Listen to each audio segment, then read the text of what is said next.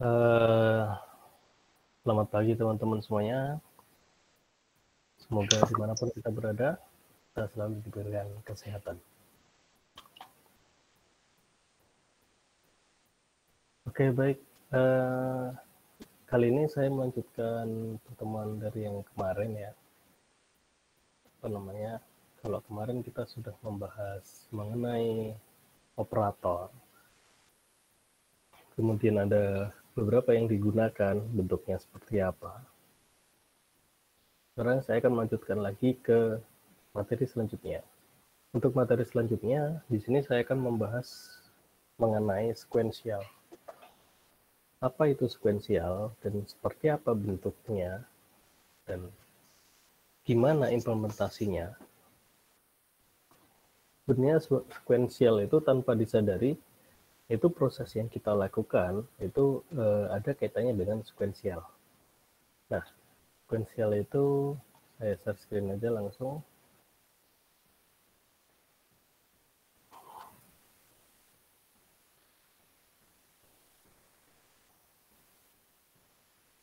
Oke, baik. Nah, sekuensial ya. Jadi nah kita masuk ke namanya sekuensi. Sekuensi atau sekuensial itu sama aja. Di situ kita sekuensial itu sebenarnya intinya poin dari sekuensial itu kita mengurutkan sesuai dengan urutan. Jadi namanya pemrograman terstruktur ya konsepnya dari konsep sekuensial itu. Artinya setiap tahapan yang kita lalui itu tahapannya harus terpenuhi terlebih dahulu. Jadi urutan. Kita tidak bisa meloncat ataupun mungkin kita mengabaikan perintah-perintah sebelumnya gitu. Tapi kalau untuk terkait dengan sekuensial, kita sesuai dengan urutan. Atau terlebih lagi, kita bikin sebuah algoritmanya seperti itu, ya berarti urutannya seperti itu. Nah, terkait dengan sekuensi adalah, sekuensi itu merupakan struktur kontrol algoritmik yang paling sederhana. Jadi yang paling sederhana itu sekuensi. Nah, sekuensi adalah sederetan instruksi primitif dan atau aksi yang akan dilaksanakan atau yang akan dieksekusi oleh komputer berdasarkan urutan penulisannya. Jadi kalau ibarat huruf abjad ya A, B, C, D, E ya berarti A, setelah itu B, setelah itu C, setelah itu D, setelah itu E. Kita nggak bisa A, B, C, E, itu nggak bisa. Artinya langkah-langkahnya itu urutannya seperti itu ya kita harus menentukan sesuai dengan urutan. Sekuensi adalah proses menjelaskan alur logika berurutan atau proses penyelesaian masalah secara berurutan. Mulai dari pendefinisian variabel, kemudian penetapan spesifikasi masalah, kemudian memproses dan mencetak sebuah output program. Jadi, sekuensi ini adalah pemrograman sederhana yang hanya dapat memecahkan masalah-masalah yang sederhana. Kenapa kok sederhana? Karena harus berdasarkan sesuai urutan. Jadi istilahnya ini cocok untuk penyelesaian masalah program kecil. Kalau yang program besar yang mungkin rumit, mungkin butuh perulangan, butuh pelompatan dan segala macam, nah itu kurang cocok jika menggunakan konsep dari sekuensi. Jadi pemrograman sekuensi itu adalah pemrograman sederhana yang dapat memecahkan masalah-masalah yang sederhana. Nah, ini apa? Berdasarkan dari penjelasan alur logika yang secara berurutan atau proses penyelesaian masalah secara berurutan. Jadi seperti itu. Jadi sekuensi kalau diibaratkan terstruktur itu ya kurang lebihnya sama dengan sekuensi itu. Terstruktur itu kan harus sesuai dengan urutan langkah-langkah. Nah, sekuensi ini juga seperti itu, sesuai dengan urutan langkah-langkahnya atau sederetan instruksi yang akan dilaksanakan dari tahapan awal gitu. Nah, sekuensi ini adalah struktur kontrol algoritmik yang paling sederhana tadi. Kemudian sederetan instruksi primitif atau aksi yang akan dilaksanakan dan penjelasan alur logika berurutan sampai dengan pendefinisian variabel penetapan spesifikasi masalah, proses, dan pencetakan output. Nah, sebagai contoh nih, ini adalah beberapa contoh kasus sederhana contoh kasus sederhana yang dapat diselesaikan dengan menggunakan sekuensi. Kenapa tadi saya bilang sekuensi? Dia hanya cocok untuk program yang sederhana. Nah, ini juga sama. Ini cocoknya diselesaikan dengan sekuensi. Sebagai contoh, yang pertama, buatlah algoritma. Buat algoritma.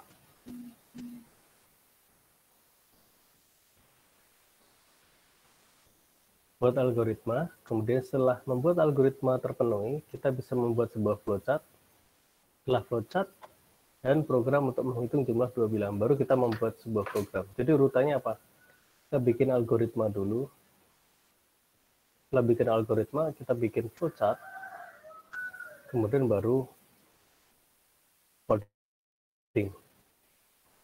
Nah, itu urutannya. Nah, langkah pertama, berdasarkan sekuensi, gimana kita menyelesaikan dengan konsep sekuensial atau sekuensi? Yang pertama, kita deklarasikan 3 buah variabel, yaitu variabel 1, 2, dan jumlah. Kenapa? Karena ini yang akan kita gunakan di dalam program. Kemudian yang kedua, gimana langkahnya? Inputkan nilai variabel 1 dan variabel 2. Kemudian setelah itu, hitung jumlah variabel 1 dan variabel 2 ini. Dan tampilkan hasil jumlah ini sebagai output. Jadi sebenarnya proses sekuensial itu tanpa disadari, teman-teman sudah menerapkan juga. Karena selama ini contoh-contoh juga contoh yang sederhana kan. Jadi secara nggak langsung kita sudah menerapkan konsep dari sekuensi. Nih yang tadi, algoritma udah jelas nih. Kita bikin algoritma. Ini algoritma nih.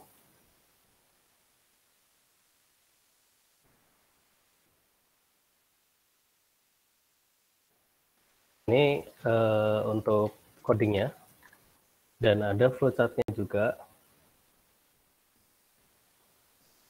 Tadi yang perlu, yang dari algoritma tadi, algoritma yang ini,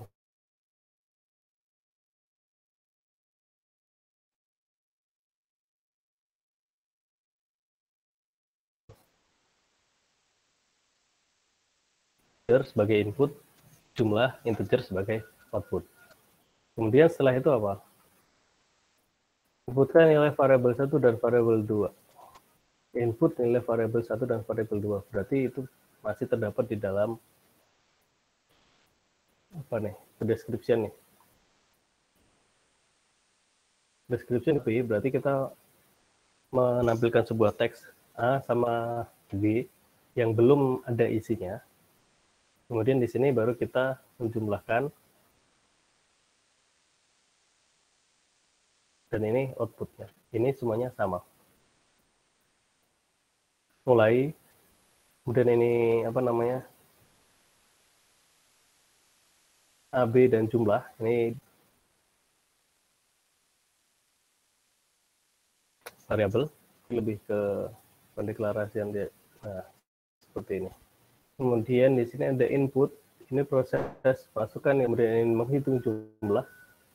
Dan ini menampilkan sebuah output jumlah dan baru selesai. Jika dituliskan ke dalam sintaks program, seperti ini. Masuk ke fungsi utama, integer A, B, dan jumlah. Lihat bilangan yang masuk ke bagian A, kan. Kemudian di sini si out jumlah menghasilkan sebuah output, ditampilkan sebuah output, selesai.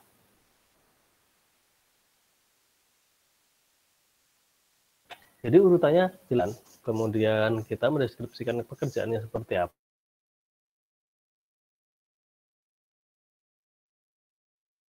Sampai dua flowchart-nya. Urutannya seperti apa. Dan implementasi ke dalam sintaks program.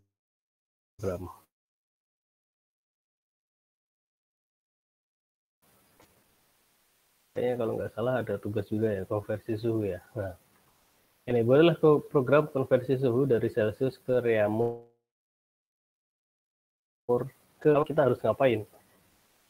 Nah, ini urutan dari konsep sekuensi itu rutanya seperti ini. Yang pertama kita mendeklarasikan dulu nih variabel apa saja yang kita butuhkan. Variabel kayak misalkan kita dari suhu Celsius ke Reaumur ke Fahrenheit, berarti ada 3. Berarti kita menciptakan sebuah variabel Celsius, Reaumur, Fahrenheit, dan Kelvin 4 ya, dan Kelvin. Kemudian karena nanti apa? Karena nanti kita akan menghasilkan nilai Celsius, nilai Reaumur, nilai Fahrenheit, dan Kelvin. Kemudian yang kedua, setelah itu apa dulu nih? Yang kedua ini input Celsius. Pak, kalau yang input Reaumur atau input Fahrenheit gimana? Kita baca dulu instruksinya. Buatlah program konversi suhu dari Celsius ke Reaumur. Berarti yang pertama kali yang kita inputkan itu berdasarkan nilai Celsius. Gitu. Jadi ya, pertama kali yang dimasukkan itu Celsiusnya. Kemudian setelah itu Celsius mau dikonversi kemana? Celsius mau dikonversi ke Reaumur. Nah, kita masukkan nih, hitung rumus Reaumur. Reaumurnya berapa rumusnya? 4/5 kali Celsius. Kemudian setelah Reaumurnya ketemu, kita bisa mencari nilai Fahrenheit. Setelah itu kita mencari nilai Kelvin. Nah, kemudian yang langkah-langkah selanjutnya ini, kita tinggal menampilkan sebuah outputnya.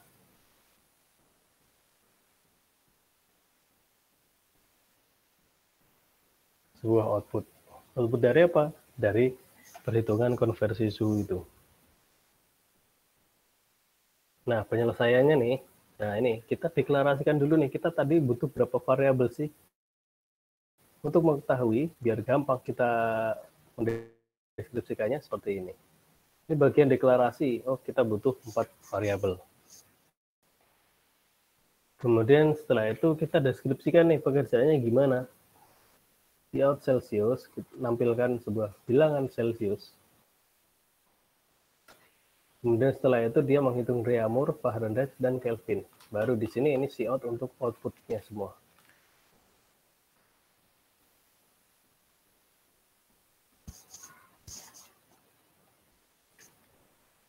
Nah setelah itu baru kita cek. Nah ini di sini ada proses deklarasi atau deskripsi ya. Ini simbolnya seperti ini ya, yang benar ya. Ini belum tak ganti kemarin. Nah ini Celsius, Reaumur, Fahrenheit itu deklarasi. Kemudian di bawahnya ada proses inputan. Di sini ada proses keseluruhan. Kemudian di sini ada output.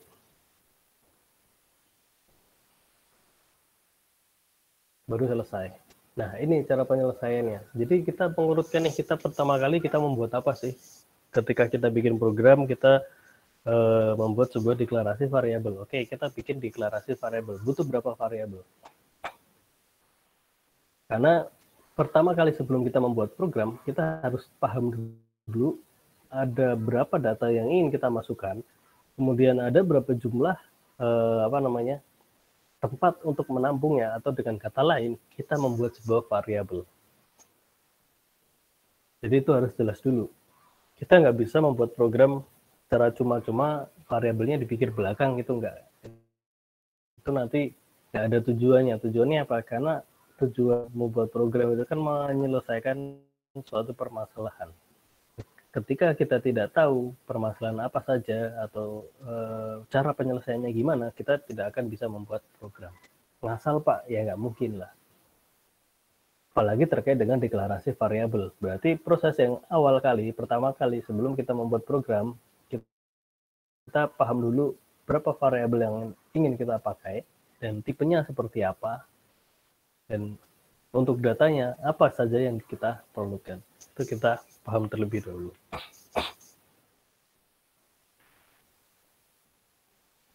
Nah, ini sebagai output.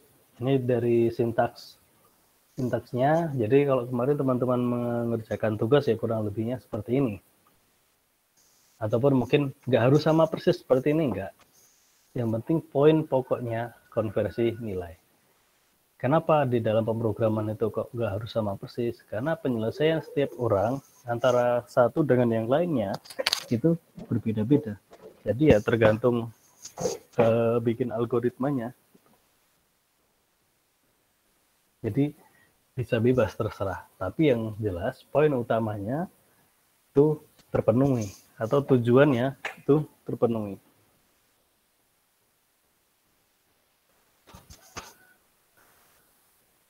Jadi di sini ya, ini kita ulas satu persatu di bagiannya. Masuk ke fungsi utama. Ini bagian fungsi utama. Dibuka dengan kurung kerawal. Buka dengan kurung kerawal. Kemudian setelah itu ini deklarasi sesuai dengan urutan ya. Sesuai dengan urutan tadi ada deklarasi. Deklarasi variabel. Setelah itu apa? Input ya. Input di sini ada proses input. Kemudian setelah itu menghitung nilai Reaumur, Fahrenheit dan Kelvin. Ini proses. Nah, setelah itu apa? Bagian output, menampilkan sebuah output. Nah, di sini. Ini sudah sesuai dengan urutannya belum? Sesuai dengan sekuensi yang tadi kita kerjakan belum? Sudah ya? Sudah sesuai, Pak. Sudah sesuai kan? Karena urutannya sama ya. Urutannya tadi kita mendeklarasikan terlebih dahulu. Kemudian kita menentukan input nilai Celsiusnya. Kemudian setelah itu baru menghitung atau memproses ya, bagian proses, kemudian menampilkan sebuah output. Ini kalau digambarkan ke dalam bentuk flowchart ini juga sama. Mulai ini pertama, kemudian ada deklarasi variabel, kemudian setelah itu ada input nilai Celsius, kemudian ini proses dari nilai 3 ini, kemudian output dari 3 nilai, dan setelah itu selesai. Sama. Jadi ini merupakan konsep dari sekuensi.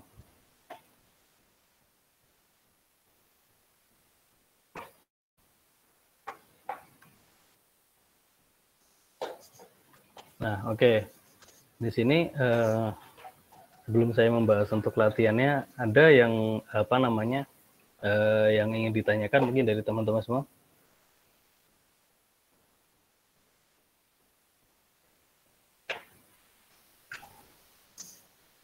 Kalau dari saya belum ada pertanyaan, Pak. Belum ada ya?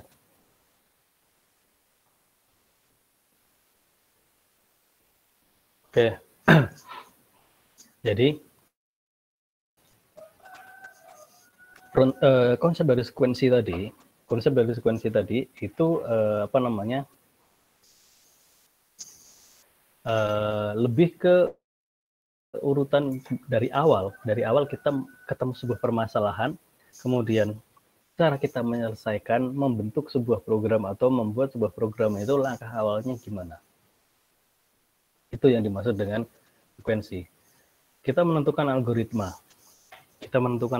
cara penyelesaiannya gimana, kemudian kita konversi ke bentuk sebelum flowchart tadi, kita urutkan atau kita jelaskan satu persatu prosesnya seperti apa, baru seperti itu ke flowchart. Terkadang teman-teman itu atau terkadang banyak yang bingung ketika dari algoritma.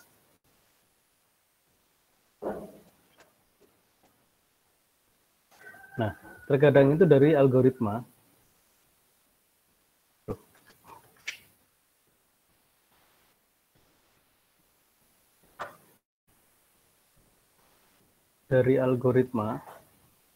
bahasa biasa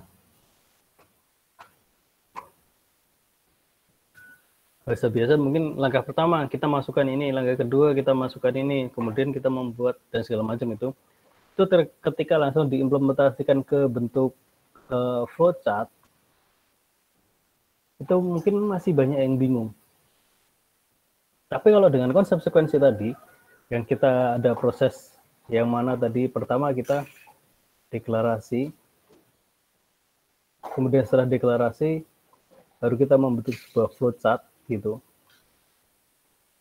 Ini lebih deklarasi yang dimaksud di sini. Ini lebih ke detail proses ya. Nah, kalau sudah mendetail proses atau katakanlah sudah menjelaskan secara gamblang, secara jelas detail prosesnya seperti apa, ini dikonversi ke bentuk flowchart, ini akan mudah. Berbeda yang dari algoritma langsung dibentuk ke flowchart. Mungkin masih agak sedikit bingung. Cuma kalau di sini ada pendeskripsian pekerjaan atau katakanlah di sini lebih ke deskripsi dari setiap urutan lah, ataupun mungkin penjelasan setiap urutan langkah-langkah dari algoritma yang kita buat, kemudian baru dibentuk ke flowchart, itu akan lebih mudah. Nah, setelah dari flowchartnya kan udah jelas nih proses urutan flowchartnya, penyelesaiannya itu seperti apa. Nah, baru diimplementasikan ke dalam bentuk coding, itu akan jadi lebih mudah. Nah, kurang lebihnya seperti itu. Itu ya, itu untuk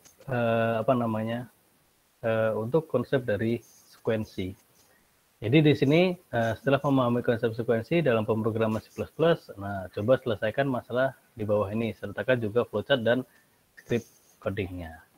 Nah, di sini kita akan membahas nih, buatlah program untuk menghitung biaya SPP semester 2. Nah, semester 2 rumusnya ada rumus sendiri nih.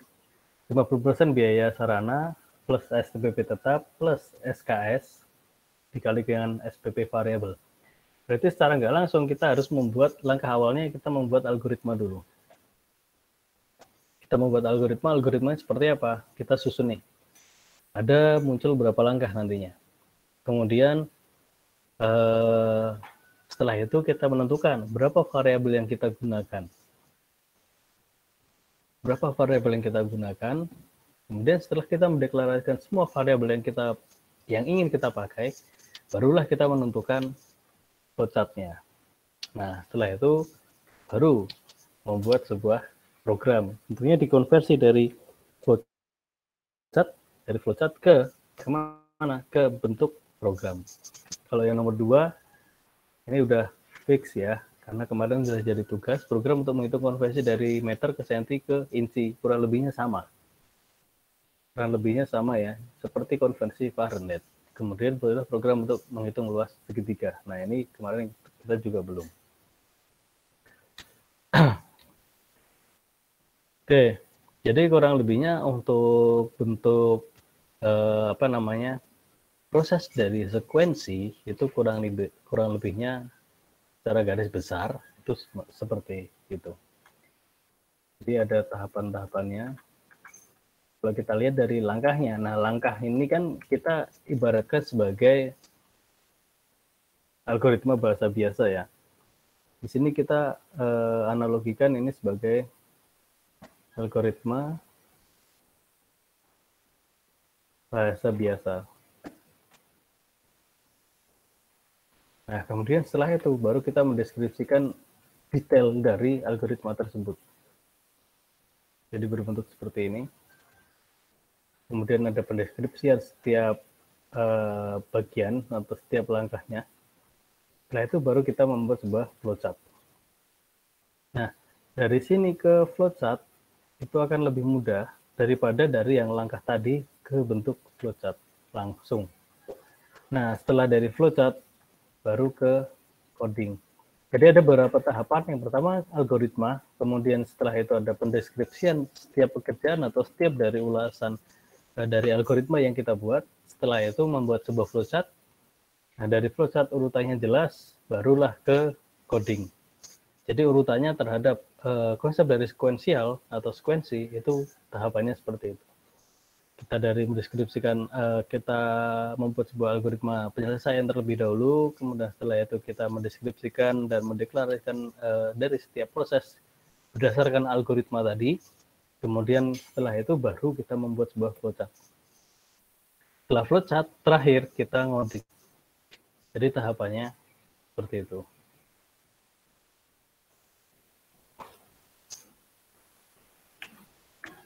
Oke, baik. Ada pertanyaan lagi dari teman-teman?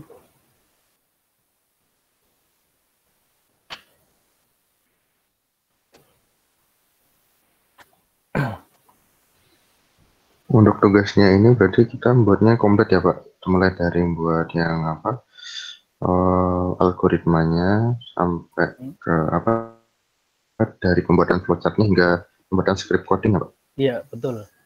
Jadi untuk latihan ini itu nanti implementasinya itu dari awal, dari tahapan awal, karena dari tahapan awal itu kita bisa ngecek apakah dari setiap proses urutan-urutan itu semuanya sudah terpenuhi dan apakah dari setiap proses yang kita buat itu sesuai dengan urutannya. Kalau tidak sesuai dengan urutannya ataupun mungkin berbeda dengan langkah awal atau cara penyelesaian algoritma awal kita yang membuatnya, berarti dengan kata lain dari proses tersebut itu konsep sekuensi itu tidak didapatkan. Karena terkait dengan konsep dari sekuensi, maka dari awal sampai dengan akhir yang tadinya kita ada 5 langkah katakanlah, berarti sampai dengan akhir juga 5 langkah tersebut itu harus ada semua. Jadi urutannya sama gitu. Jadi antara algoritma, kemudian pendeskripsian detail dari algoritma yang kita buat tadi, ke flowchart, ke bentuk syntax coding atau script coding itu sinkron. Kalau tidak sinkron gimana? Kalau tidak sinkron berarti konsep dari sekuensi itu tidak didapatkan. Jadi seperti itu.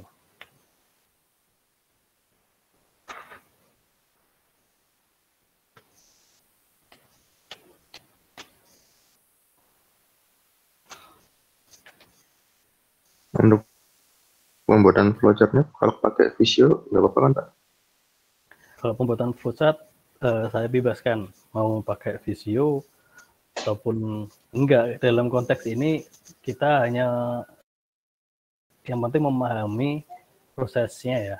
Memahami prosesnya bukan tools yang nanti dipakai itu enggak, tapi memahami prosesnya. Mau pakai Visio boleh, bahkan pakai Microsoft biasa pun juga enggak masalah gitu. Karena simbolnya juga masih simbol-simbol biasa kan, simbol dasar. Jadi tidak ada yang rumit. Mungkin dirasa kayak Microsoft Word pun juga masih bisa mencakup gitu ya.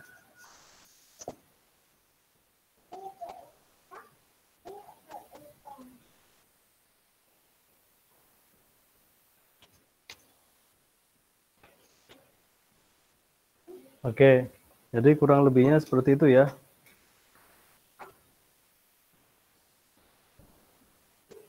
Ada yang ditanyakan lagi? Untuk deadline-nya Pak? Oke, untuk deadline ya. Jadi untuk latihan ini nanti 1,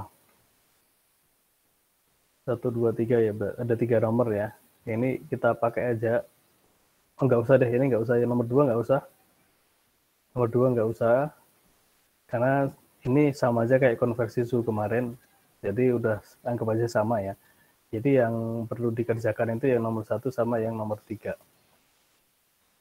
Untuk deadline sekarang tanggal berapa ya? Sekarang tanggal 25. 25 kita ketemu hari Kamis ya. Besok Jumat Pak kita bukan. Oh besok, oh iya besok Jumat ya. Tapi besok untuk praktikum ya. Iya, Pak. Oke, gini aja deadline-nya tanggal 30 aja ya. Baik Pak. Oke, jadi untuk tugas ini, tugas latihan ini dikerjakan untuk deadline berarti maksimal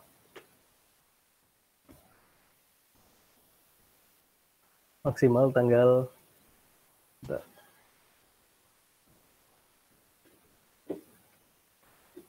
maksimal tanggal 30 Maret. Pukulnya tengah malam ya. Apa namanya? Buat ini 2359. Oke, 55 aja deh. Biasanya kalau 59 itu nanti agak crowded itu kan. Jadi lebih baik sebelumnya. 2355 deh, 2355 ya. Oke, jadi seperti itu teman-teman. Kalau tidak ada pertanyaan lagi, mungkin kita cukupkan ya. Untuk TPP kan Pak? Iya, CPP seperti biasa. Yang Jadi ada 2 file Pak, berarti untuk yang satunya itu Word, yang satu CPP-nya Pak. ini gini aja, nggak usah pakai CPP, cukup di screenshot aja. Oh, screenshot coding, script coding aja Pak. Jadi screenshot coding Anda. Kan itu dari tahap awal kan ada algoritma tuh. Kita membahas algoritma langkah-langkahnya seperti apa, pendeskripsian setiap pekerjaan dari algoritma tadi bentuknya seperti apa, kemudian ketemu flowchart kan. Ada flowchart, kemudian setelah itu screenshot aja, screenshot syntax coding disertai dengan screenshot jalannya program. Seperti yang terakhir ini tadi. Nah, seperti ini cukup kayak gini.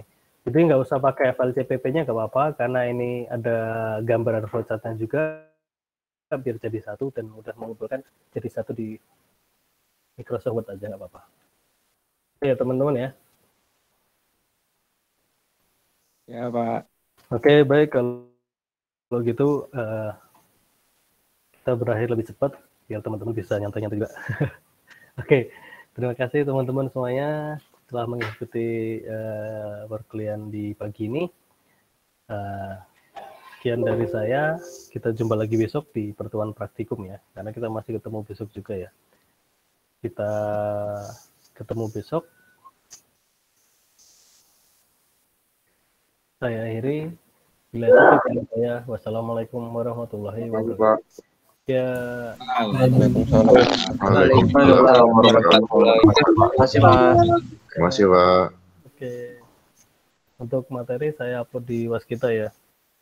Siap Pak.